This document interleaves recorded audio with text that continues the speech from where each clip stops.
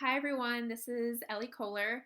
A little about me, I work for a study abroad consulting company, so we work with universities to help more students go abroad, in essence.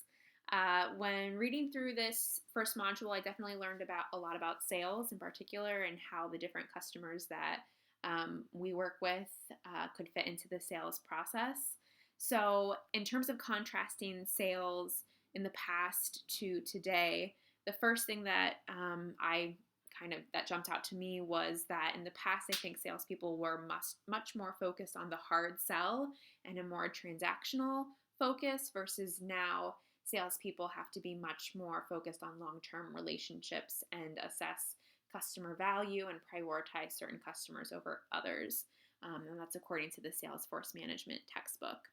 Secondly, I definitely was surprised to learn that in the past there wasn't a lot of insights into salespeople behavior and motivation. Really, those academic studies and research about motivation didn't begin until the 1970s. And now, of course, there's all kinds of different theoretical approaches that companies can consider when developing their sales force training plans and compensation plans and recruitment plans. So that was really interesting to me that seemed to be relatively newer and is getting more and more um, robust as the research continues.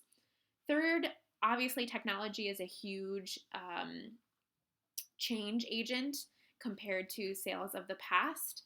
And I think that technology has made the sales job more and more appealing. In the past, salespeople might have been required to be on the road all of the time, and now the ability to work from home in a virtual office can really minimize that work family conflict and make sales a really appealing field for people to go into.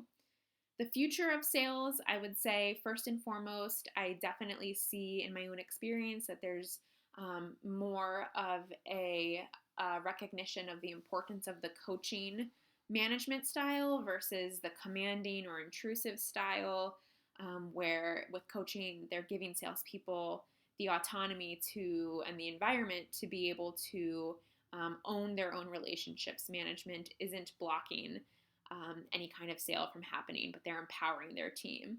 I think to some extent, some of the old commanding style of management still exists, just from people who have maybe been trained under that prior style. But I do see as more and more of the sales force is seeing the value of that coaching style, more leaders as they move up in the organization are going to carry that forward.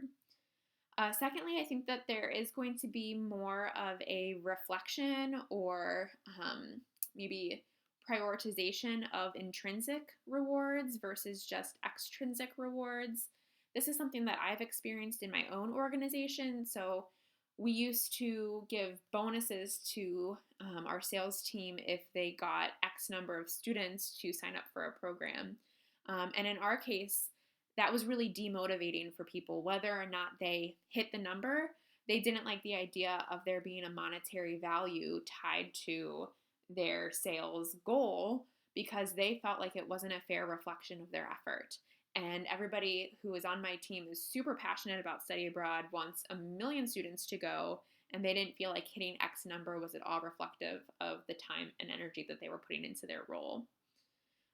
Third, I think that service and customer service is what is going to differentiate brands and products moving forward. So excellent top-notch customer service is now expected. I think customers expect to be rewarded for their loyalty.